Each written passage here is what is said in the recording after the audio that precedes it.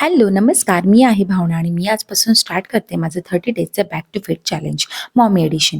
डिलिव्हरीनंतरचं वाढलेलं वजन, बॉडीमध्ये आलेला स्टिफनेस, ब्रेस्टफीडिंगमुळे लागणारी सततची भूक आणि त्यामुळे अजून वाढणारं वजन.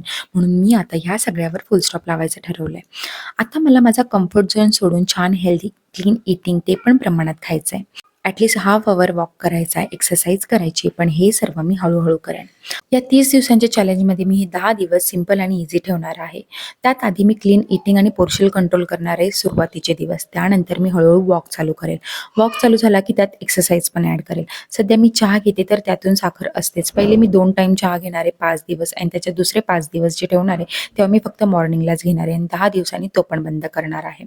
ह्याने काय होईल, माझ्या बॉडीला हळूहळू सगळं अडॅप्ट करायची सवय लागेल आणि मी माझ्या वेट लॉस जर्नीमध्ये स्टिक राहील. आज मी पोर्शन कंट्रोल करून जेवायला सुरुवात केली तर उद्या माझं वेट किती आहे सांगेल आणि माझं टार्गेट वेट किती ते पण सांगेल. तर असा होता माझा बॅक टू फिट 30 डेजमधला पहिला दिवस. चला भेटूया पुढच्या व्लॉगमध्ये. तोपर्यंत बाय बाय.